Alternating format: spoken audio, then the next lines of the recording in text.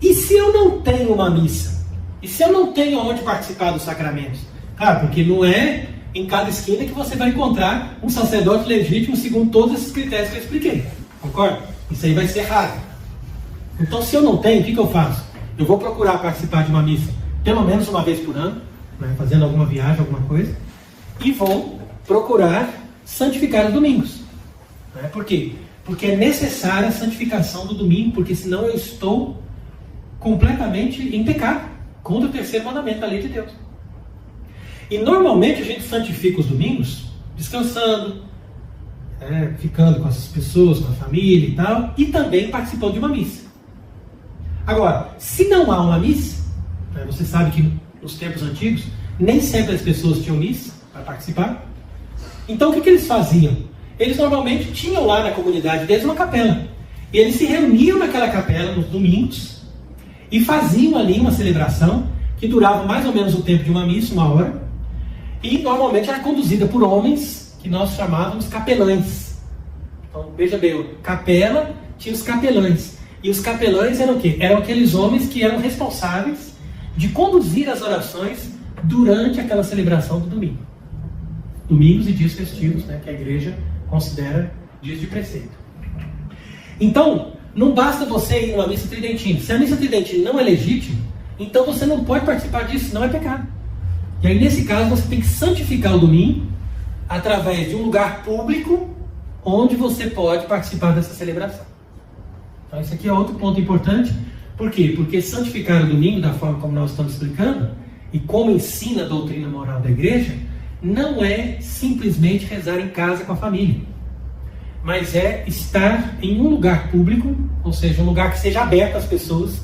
Se chegar alguém do nada, vamos supor, alguém que fala assim, não, eu sou católico, eu tenho toda essa visão da igreja católica atual, mas eu moro lá no México, e eu estou hoje aqui, vivendo aqui com vocês, e eu queria saber onde que vocês conhecem um lugar onde os verdadeiros católicos, que ainda guardam a fé católica, se reúnem para santificar o domingo, caso não tenha um sacerdote para celebrar a missa.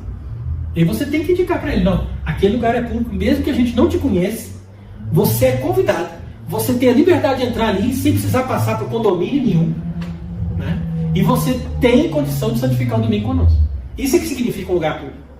É um lugar que é acessível a qualquer pessoa, mesmo que essa pessoa não seja nosso amigo, nosso companheiro, nosso parente, não importa.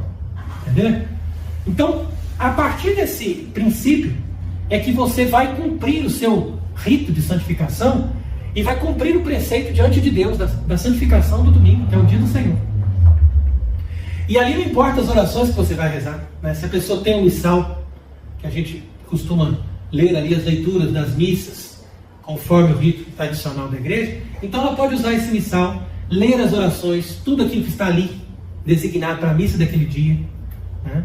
Inclusive ela pode meditar naquelas leituras, ler inclusive na língua vernácula, em português mesmo, fazer aquelas orações, né? Meditar naquilo, pode também rezar o terço, pode rezar ladainhas, pode rezar outras orações que você considera importante, isso não importa, que a igreja nunca fez assim, o rito tem que ser assim.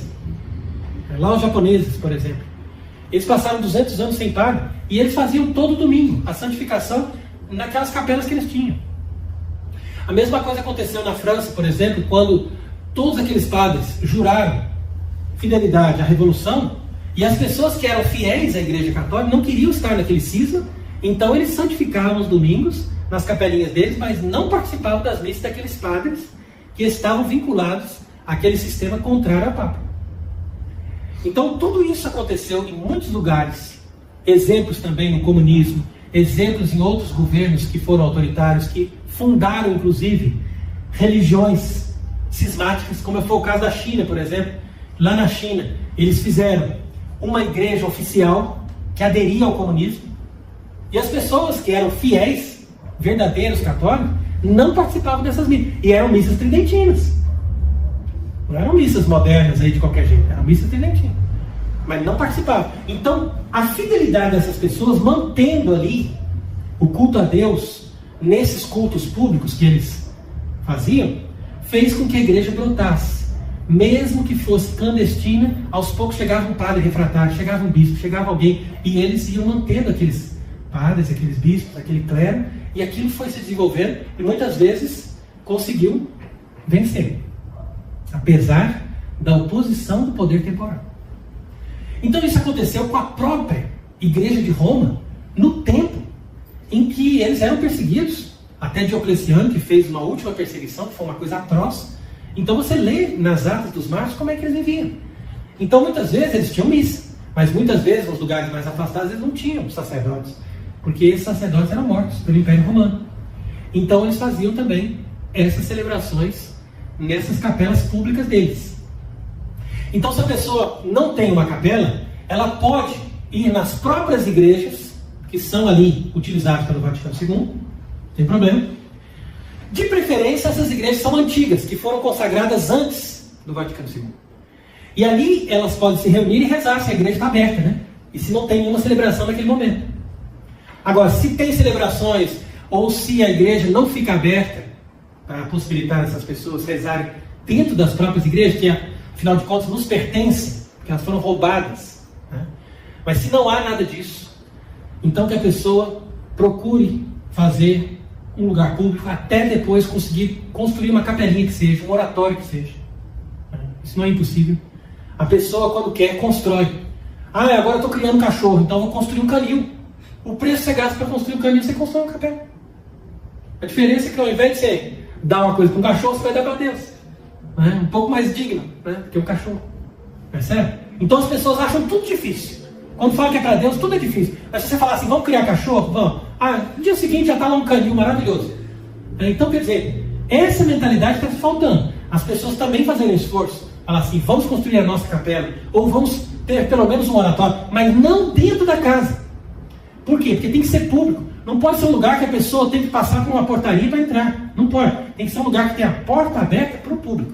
Qualquer pessoa pode vir e rezar ali. Isso é uma igreja onde se pode santificar no domingo. Porque se for uma capela, um oratório privado, então não é válida a santificação do domingo ali. Não adianta a pessoa querer rezar ali porque é uma coisa privada. E aí não cumpre o preceito porque não tem esse critério. Então a igreja faz essa exigência porque o culto que nós prestamos a Deus no domingo é um culto público e social. E nós não estamos somente nos reunindo no dia do Senhor para prestar culto a Deus, mas nós estamos também nos reunindo para nos encontrar. Porque nós temos que ter uma vida social como igreja e estar partilhando, como a gente costuma fazer depois da missa, tem um lanchinho, um suquinho, uma coisa, porque isso daí gera vida social. É o ágape lá dos primeiros cristãos, que isso sempre foi muito importante e infelizmente as pessoas hoje em dia perderam essa noção. Mas é importante a gente resgatar tudo isso e perceber a obrigatoriedade dessa disciplina, porque as pessoas que não fazem isso estão em pecado mortal e não podem assim ficar aí comungando, achando que estão ótimos, quando na verdade estão indo contra Deus. Porque o mandamento de Deus é bem claro, nós devemos santificar o dia do Senhor, não somente deixando o trabalho, né, que seja aquele trabalho remunerado, braçal e tal, ficando em descanso, ficando mais tranquilos, procurando coisas, leituras boas, leituras espirituais, convivendo com as pessoas e também, além de tudo isso, fazendo aquele ato de culto a Deus. Então, fica evidente que como nós permanecemos na ortodoxia e na união com o papado, nós temos que manter a Igreja Católica até que tenha um Papa que faça com que a situação volte ao normal. Enquanto isso não acontece, vamos manter o que a Igreja sempre ensinou. E essa santificação do domingo é o que a Igreja sempre fez na falta de sacerdotes válidos e legítimos. Então, uma vez isso explicado, e as pessoas tendo a consciência do que é o ensino da Igreja sobre essa matéria, então agora nos resta obedecer, colocar em prática, viver a nossa vida segundo essa norma, para que nós recebamos as bênçãos de Deus, para que nós nos conformemos à vontade de Deus e para que nós tenhamos não só a graça de crescer na vida espiritual, mas de colaborar também para a restauração da Santa Igreja Católica através da nossa fidelidade.